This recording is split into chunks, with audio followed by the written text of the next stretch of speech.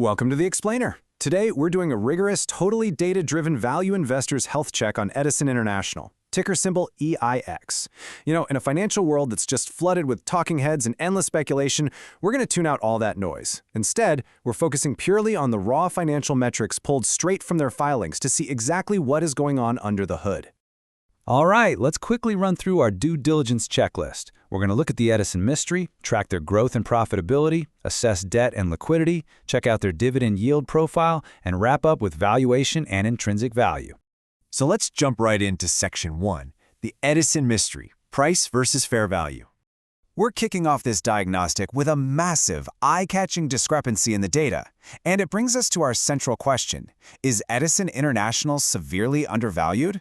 For us value investors, finding a solid company trading for way less than its intrinsic value is, well, the holy grail, right? So looking at these numbers is basically like stepping into a quantitative detective story. Okay, take a look at the most staggering number in our model, $184.09. Based on a discounted cash flow fair value price derived from their earnings per share, this is what Edison International is theoretically worth. It's a valuation modeled directly from their fundamental earnings generation power. But hold on to that 184 figure, because you really have to contrast it with this. Their last close price was a mere $70.62.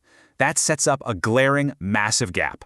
We're talking about a huge fundamental disconnect between what the underlying earnings say this business is worth and what the market is actually pricing it at right now.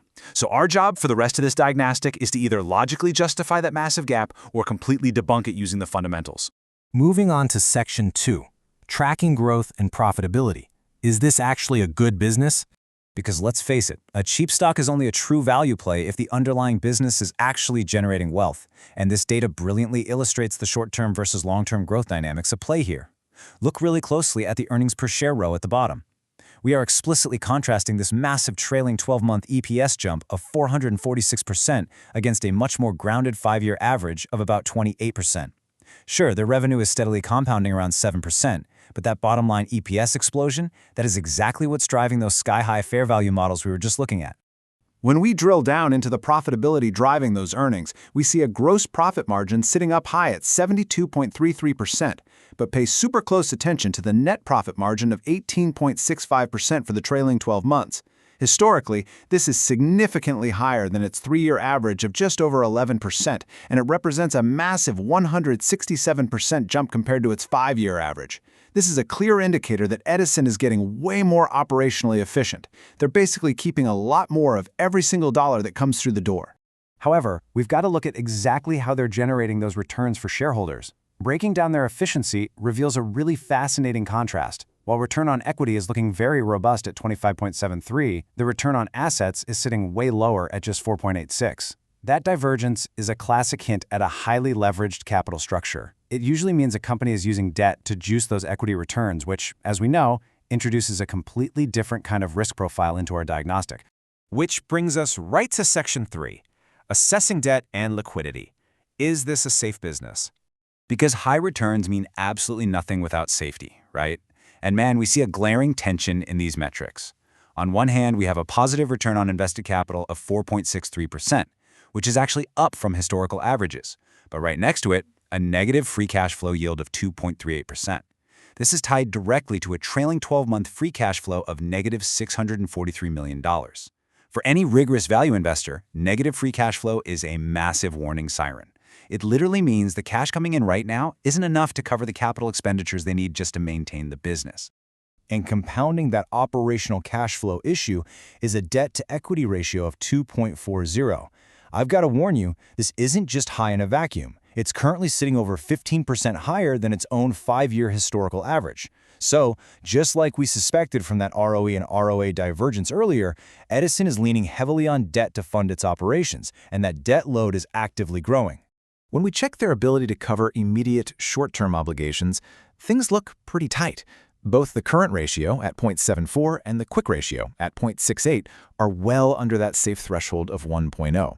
And maybe even more importantly, notice how they're trending downwards compared to their 3-year averages. This represents a clear short-term liquidity pinch. They just don't have the immediate liquid assets to cover short-term liabilities without relying on ongoing operating cash flows, or worse, tapping into even more debt. All right, let's look at Section 4, the dividend yield profile. Are we getting paid to wait? Because despite the liquidity crunch and that heavy debt load we just talked about, we need to see how Edison rewards its shareholders. Surprisingly, we're seeing incredibly conservative profit distributions here. The data shows a remarkably sustainable current payout ratio of just 29.45%. That is a drastic improvement from their 5-year average of over 109%. Management is clearly pulled back the reins to retain over 70% of their net income, which honestly makes total fundamental sense given the debt load we just uncovered. But even with that much healthier shift towards retained earnings, we have to emphasize their really strong dividend track record. Edison offers a compelling dividend yield of almost 5%. Plus, they've delivered 22 consecutive years of dividend increases, establishing EIX as a highly consistent income play. With a 5-year dividend compound annual growth rate of 5.75%, they're steadily and reliably putting cash back into shareholders' pockets year after year. So the crucial point for long-term investors is the incredible compounding effect of all that consistency. If that 5.75% growth rate holds up, the 10-year forward yield on cost is projected at a massive 8.70%. That means the yield on your initial cost basis today becomes incredibly lucrative over a decade. If you believe in the company's long-term viability, you are undeniably getting paid a handsome premium to just wait out the market's current pessimism. And finally, Section 5. Valuation and intrinsic value, the verdict. Let's bring all these disparate data points together to see just how deeply discounted the stock currently is. Check out the PE ratio. It's sitting at an incredibly low 6.11. That's a nearly 68% discount to its own 5-year norm. Even the EV to EBITDA multiple, which actually factors in that massive debt load we discussed, is down over 11% compared to historical averages. The market is clearly pricing in a tremendous amount of fear here, basically pushing valuation multiples down to the floor. Now, if we flip that low PE ratio on its head, it gives us an earnings yield of 16.52%. That's up nearly 90% compared to the 5-year average.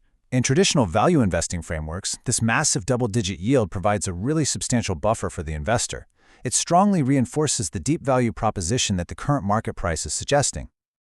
So, bringing it full circle back to our original mystery at the start of this explainer, the fundamental EPS growth we examined deeply validates that astonishing margin of safety.